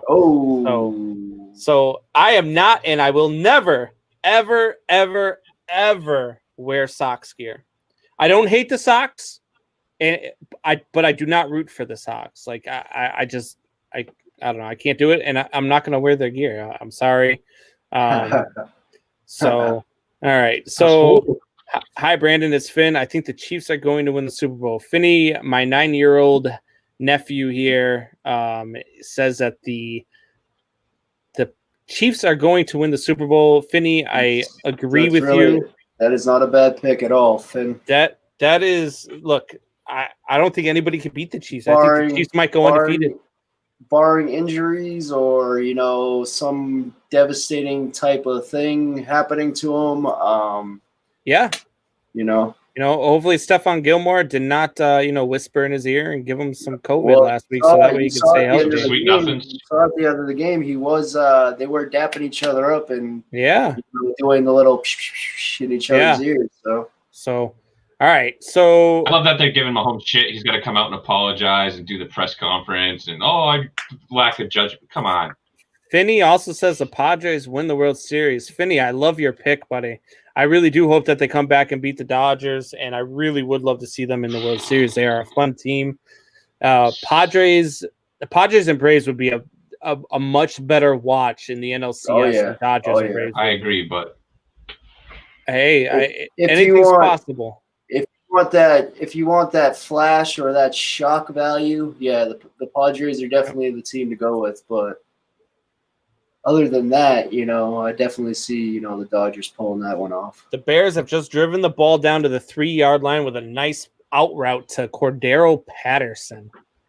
So they are about to fumble the ball. Hopefully, Nick Foles is about to throw an interception. I hope not, man. I really want to see an Allen Robinson touchdown here. So I put $100 on a two-way parlay in the same game here. I have Scotty Miller to score a touchdown and Allen Robinson, and if both of those score a touchdown, my $100 turns into $883. Oh, so give me a short, quick route here to Allen Robinson, and then let Scotty Miller go off for a 100-yard run or something and get one in, and then I don't even really care who wins the game at that point. I'm just going to drink and count my cash. All right, so moving on, way or no way. The next one here, sticking with baseball, and this is a team that Hoffy's been talking up and thinking that they're going to win the World Series. The New York Yankees need to do a better job building a pitching staff this offseason to go with that lineup in 2021. Hoff? I mean, they got the ace in Cole, but I mean, they got Tanaka too. I don't know what happened to him. I think they need to kind of dump house and redo the whole pitching staff outside of Garrett Cole, get Chapman. But other than that, I think you got to retool that whole entire rotation because we see it every single playoffs. Especially with the Cubs when they won the World Series. Every year that hitting gets it done, but in the end, the pitching staff is what gets you that World Series. You definitely need that pitching staff. Yeah. And the dance. Yeah. And that's the one thing that's the big knock that I've had on the Yankees year after year. Since they started building this huge lineup with Stanton and Judge and all these guys, is that's great, but none of them can pitch. And then they go out and they went out and got. You can't win every game 13-10. Yeah. No. But they went out and got the big signing of the all season with Garrett Cole, and everybody was talking about, they're there. They don't have any pitching beyond Garrett Cole. I mean, Tanaka doesn't put any fear into anybody. Tanaka's all right, but he's not that guy. You go into a game like, man, we're gonna have a tough day today. And the way Garrett Cole pitched in this shortened season, you're not even afraid of him anymore. Right. So they really need to go out there if they really want to return to form. And they really want to return to that Yankees dominance that they're known for. They need to go find some pitching, and they just do not have it right now. Yeah, right. I agree. I'm gonna have to say Way as well. If they're gonna get back to dominance, it's great having a bunch of guys that can hit the ball 3 miles away. But I mean, if you have nobody that can pitch the ball, you're just in big trouble. And you see it every year in the postseason. Guys can hit, they can hit. But I mean, when you have no pitching at all, don't get me wrong, Cole's great, Tanaka, but then who do they have after that? Yeah. So it's just kind of a thing that they definitely need to retool that. Settle down, Coombs. Allen Robinson in the back of the end zone, but he was out of bounds. So they definitely need to have a pitching staff in quite some time. They definitely need to retool that pitching staff. That's a fact. Yeah. They The yeah good they old have days not of been able to. Hernandez, Pettit, Clemens, Wells, Mariano Yeah. Rivera. Right. And their relief pitching has been pretty damn good. Mhm. Their relief pitching's among the tops in baseball, but their starting staff is not very good. As Yeah. David Yeah. Montgomery runs it in for a touchdown, so it's about to be 13 Son to of a 7. biscuit. 13 to 7 Tampa. Heading into you got a minute 48 left on the clock for Tom Terrific to come out and try and do something, and hopefully he throws a pick. That's He's due. that's a minute. That's a minute and 20 seconds more than he needs. So That's true. It's true. I won't lie there. All right. Last one here, way or no way. This going back to the NFL. No. The Texans will make the playoffs after starting 0-4 under Bill O'Brien. Way or no way? No way. And I'm gonna say no effing way is this possible. There is no effing way at all this is possible. First and foremost, I don't even think they should have fired Bill O'Brien as the coach. They should have fired Bill O'Brien, the GM.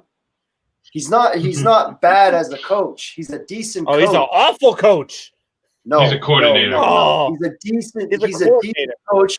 He's a decent coach, but he's an awful GM. In which he was both for the Texans, you know? My favorite part was we're gonna trade DeAndre Hopkins and we're going to rely on a run game. And that's what I'm saying. That's what I'm saying. That was a fireable offense right there. That was it. We're gonna trade DeAndre Hopkins and we're gonna rest our laurels injury-prone David Johnson. Yeah. So that's what I'm getting at right there. Just point proven fact right there. He's a horrible GM, but he's a decent coach. I mean, regardless of the fact that you just think he's a coordinator or not, I mean, just look at his records for the past couple of years. They haven't been terribly bad. They've been in the playoffs. Yeah, but they had Hopkins and Watson and Watt. I mean, they had a right.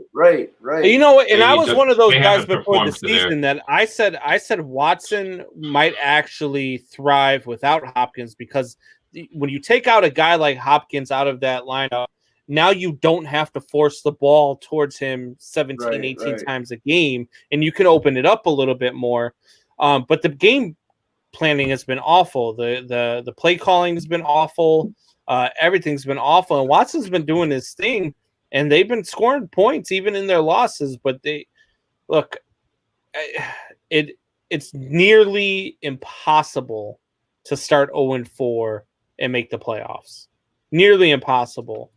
So I'm going to say it's a no way as well, although I would love to see it. I love chaos. I love chaos in sports, and that would create chaos if the Texans find a way into the playoffs. All right, so here's where we go. We get into some more shop talk with you guys. All you guys are chiming in. Finney, if you're still out there, let us know what you want to talk about. Michelle, if you're still listening, if you're not, falling asleep or trying to find some socks gear for me to not wear on Sunday. Let us know what you guys want to talk about. We'll talk about anything you guys want to talk about. We missed that NBA talk, did he? Yeah, we're gonna get there. We're gonna use that with the shop talk. We're gonna get into some NBA talk. We went a little long with the NFL talk, so I kind of skipped around there a little bit. But you got the NBA finals. Look, I'm not an NBA guy. Are they playing tonight or are they playing tomorrow? They play tomorrow. Game 5 is tomorrow. Friday night. Yeah, Friday night. Is it over tomorrow? It's over. It's over. Yeah. I thought, with the addition of Adebayo back into the game, I thought that, the Heat had a little bit more of a chance, but it turns out that all that happened is they put AD on Jimmy Butler and just absolutely shut him down. And then after that, they didn't have anywhere to go, nowhere to go at all. His defense was amazing. Oh yeah, his defense. And they only lost by. It's not like they got blown out. I mean, they were in the game the entire time. You don't think they can build off that and sneak another game out of this? Well, Game 5 is technically a home game for the Lakers. They're going to be wearing the Black Mamba jerseys. They've already came out. Yeah, they already came out and said that they They switched their jerseys to the Mamba jerseys for that. They're, like Hoffy said, they're undefeated in the playoffs wearing those jerseys. I just think, with the momentum that they just got from the last game, So they can let me ask you this then. Let's flip it around. What do the Miami Heat need to do to force a Game 6 or even a Game 7? They need to stop the LA Lakers from offensive rebounding. Yeah, and I mean that's like 27% of their shots are, they're rebounding at like a 27% rate or something like that. So he needs to he needs to put his big boy shorts on. Yeah, they definitely take care of Anthony Davis. Butler needs to get on James, but that's the only way. You need to shut one of them at least down. But I think both of them are they're on a mission right now. Like LeBron said, they're holding each other accountable to a standard that only they can hold each other accountable to. Did you just give birth? No. I don't know what receiver it was, but Tom Brady just completed a pass to a receiver, and that receiver got absolutely murdered in the middle of the field and fumbled the ball. He got I think this murdered. Is the play coming up. Like Kyle Fuller just absolutely murders this man. I think they're going to call it an incomplete pass instead of a fumble. Yeah, see? Was it number 10, the Scotty Miller? Or number like 30. That? Number 30. I think it's a running back. Running back. Oh, okay. But he got murdered. To try. Oh my God! I don't know how Edelman's not a vegetable right now, because he used to do that shit to Edelman all the time, and I would cringe before Edelman would get hit, because I'd be like, "Oh, this is the last one. That's got to be a fumble, though. He turned upfield and took at least 4 steps. That's a fumble. Yeah, I would absolutely go ahead and challenge that. Oh, you can't challenge it. It's got to be booth review under 2 minutes in the first half. All right, sorry about that, guys. I saw that play and I couldn't help myself. I love big hits like that, man. I'm a hockey guy. I love big hits. All right, so we talked about the Heat. We talked about the finals. Let's talk about the offseason. Anthony Davis is going to be the big name. Where do you guys think Anthony Davis goes? LA. I think he stays. I think he stays right where he's at. Even if he wins a ring? Even if he wins a ring, because that's the type of environment that AD wants to be in. He wants to play those big games. He wants to take those big shots. And, I just think if he goes anywhere else, like per se Chicago or something like that, where he goes home, he's definitely not getting that opportunity for another 2 to 5 years, because they're going to have to build that roster up. They're going to have to build that team up. And he was already sick of losing in New Orleans. So why go to LA for a year, get a title and turn around and go somewhere else and just lose, he got his title and now he's a free agent. And I think if he gets his title, I think he goes where the payday is. I don't know if that means, coming back home to Chicago, and joining and trying to make this, this organization relevant again. They did just go out and sign the new head coach. They're revamping the front office. So I don't know. I don't. Space Jam 2, baby. They reversed it. It's a fumble. Bears have a shot to even things up. All right. So I think that AD gets his title, but he goes somewhere else. I just think he does. I think he goes with the. He's gonna get paid wherever he goes, and the Lakers can't give him max dollars. The Lakers can't give him a max contract. I understand that, but speaking of, Hollywood, LA's a hell of a market, so he doesn't need to make big dollars playing basketball. The weather, yeah. Plus, you gotta think this guy right now. This guy's got so many endorsements. Like basically, he can just. You have too many powerhouses going Nets. You got they're going to get healthy with Kyrie Irving, with Durant. You have Antetokounmpo. I mean, is he going to go to the Warriors like people are saying? You're going to have Curry, Thompson coming back. Oh my God! I mean, the Heat. the Heat have shown they're legit. The Celtics, you got, I know It's Doc already Rivers bad is really enough that the Golden State Warriors have a top 3 pick in the NBA draft. It's nuts, already gross man. enough that's It's happening. nuts. But can you imagine if they got a freaking like a guy like Antetokounmpo or freaking any of those guys? It'd Oh my be God. it'd be bonkers, man. If they ended up getting Giannis, man, it'd They're be gonna win absolutely 5 straight, bonkers. Oh yeah, 6 straight. Like they're oh gonna yeah. be Even with yeah. even with the Lakers being over there, man, they're definitely gonna still win. If they I have think that's why they go Curry, right? If they have Curry, Giannis, and Clay and Draymond, they might even be able to trade. Yeah. Thompson, couple key bench players. There's a good amount of free agents coming up in this market this year. That you can Mm-hmm. I think the 76ers are going to add a couple key players, and there'll be several good teams. So what team this offseason makes the biggest splash, do you think? Is it the Bulls? Is it do the Knicks finally go and do something? Do the Clippers go out and add? Who do you think makes the biggest splash, and who do they land? Oh, it's such a rough one to even think about right now. I'll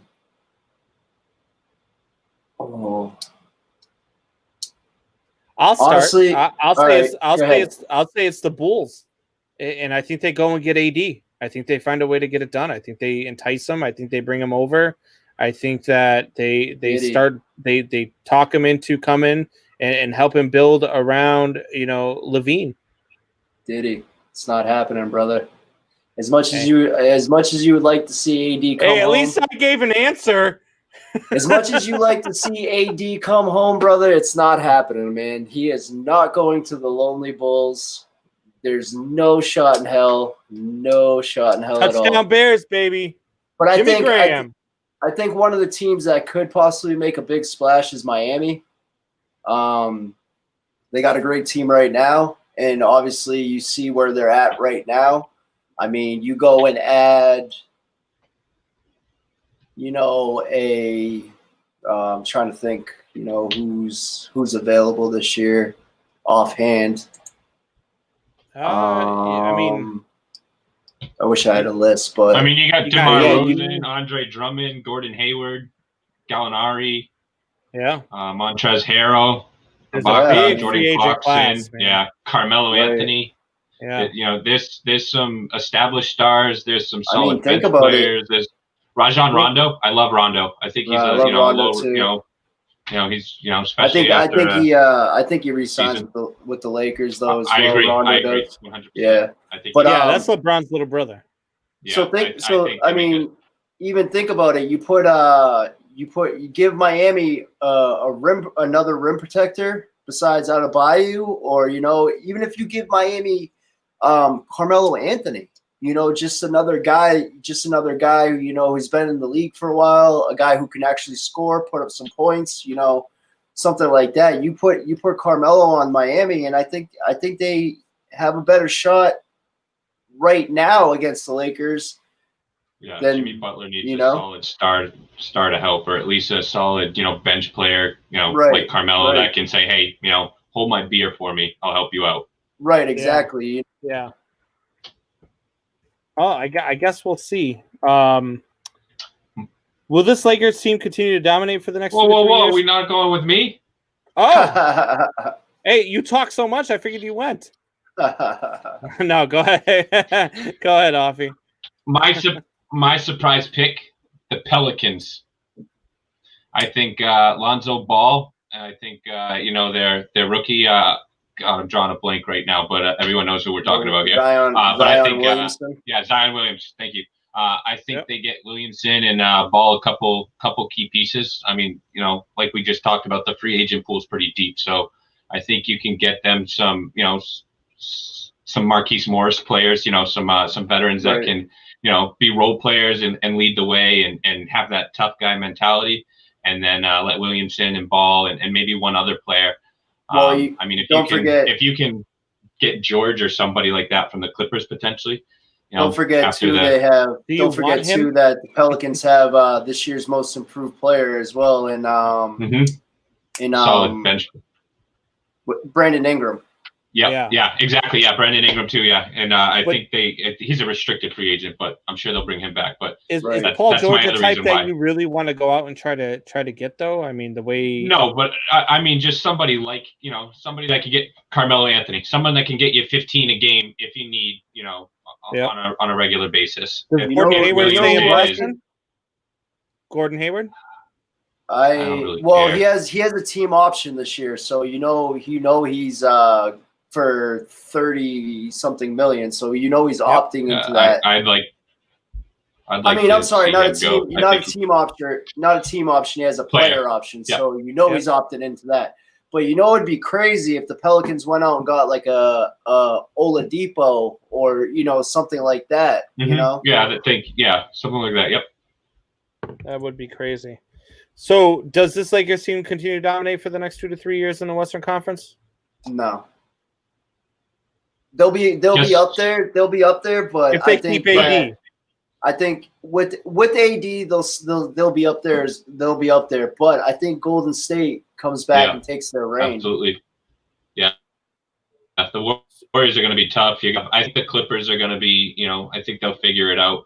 You got the Blazers. You got the Blazers. You got the Jazz. The Nuggets. Yeah. who's the Jazz, defending the LeBron? Nuggets, Who's defending Pelicans. LeBron from Golden State? Who's defending LeBron and AD from Golden State? Green or Antetokounmpo if they get him. I mean, Yeah. but and they Christ, got if the they get third onto pick. Antetokounmpo. I mean, are they going to go get the Lonzo Ball's brother? I mean, LaMelo. Dude, if they get Well. if the Golden State Yeah. Warriors get Giannis, you might as You well might as just well wrap it. You might as well wrap it up. that's the same as the KD thing. yeah. I don't. You might That as would well be wrap crazy. it up. You might as well Yeah. wrap it up at that point, man. All right, so let's go here. Let's see what we got here on the chat. Michelle says lies. Ask your kids. Look, I'll ask my kids all you want. I never ever said that I would wear White Sox gear on my show. I never said I would wear White Sox gear. Period. Not lies. I believe the old lady. You guys are wrong. Alan says go Cardinals. Fuck the Cardinals. Tell him how you really feel, did he? All the time. Fuck the Cardinals. He knows that. All right. So we got about 7 minutes left here. Any of you guys got anything interesting that you want to talk about? Anything going on?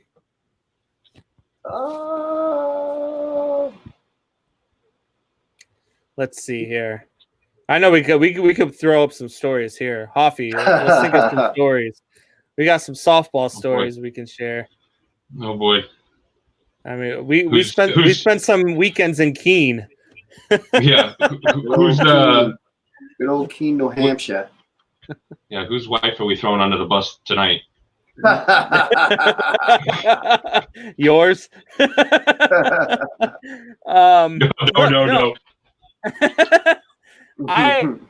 Look, we had a lot of fun down there in Keene. Keene was so for Were those you, of you that don't were you know what?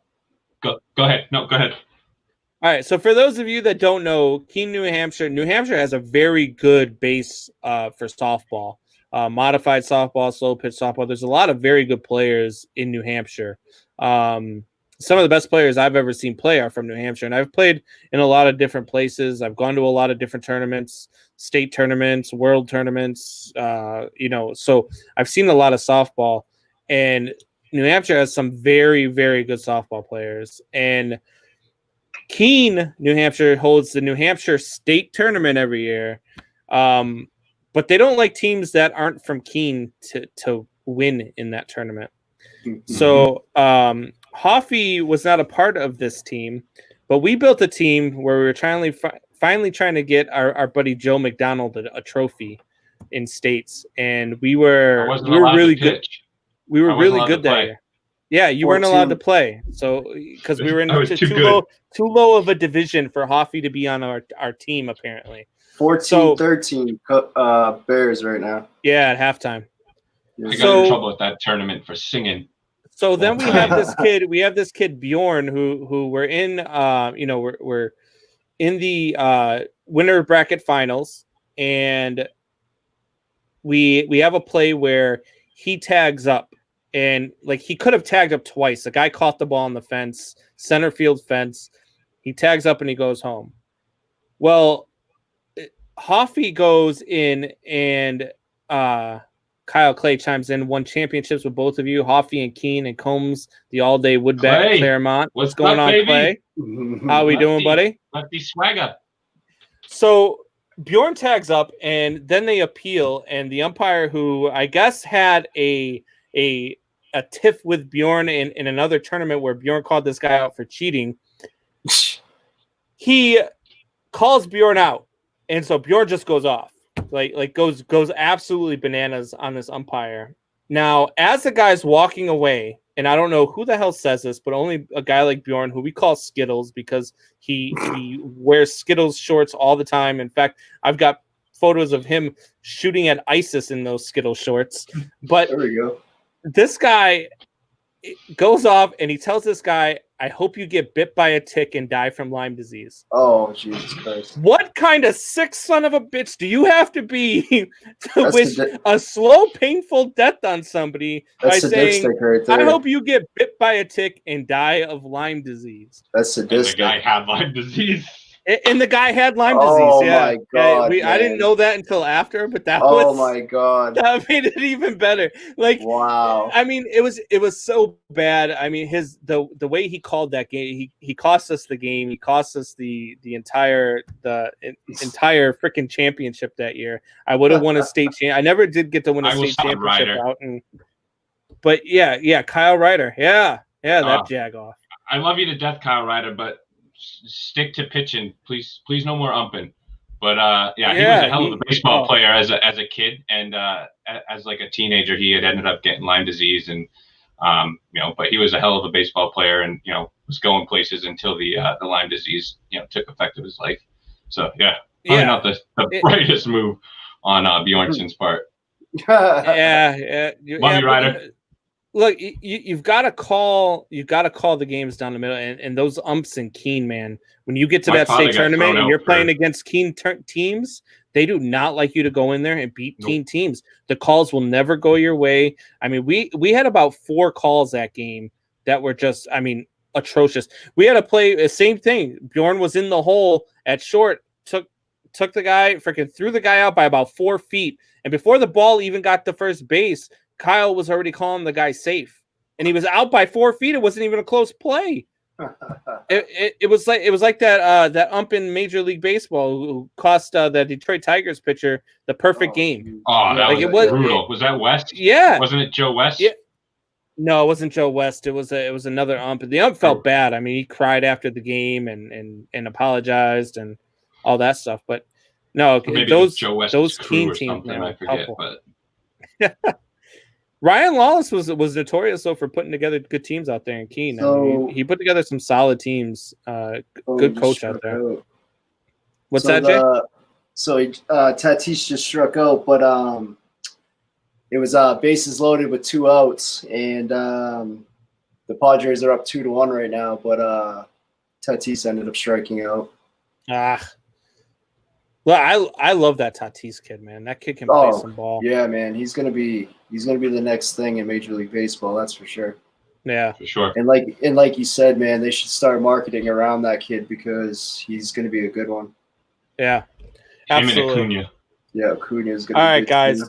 So that is all the time we have for now. As always, you guys can find, if you missed any part of the show, Kyle, I don't know if you were watching or if you were listening, missed any part of the show, you can find us on YouTube, the Triple Shot Sports podcast page on YouTube. You can catch it on there. You can catch us on afterwards. I always upload to Spotify and Apple Podcasts, or you can catch us on the allaccesssportsnetwork.com tomorrow, usually on your ride home from work, 4 p.m. Eastern to 6 p.m. Eastern on the allaccesssportsnetwork.com. Have a great night, guys. Enjoy. Yeah.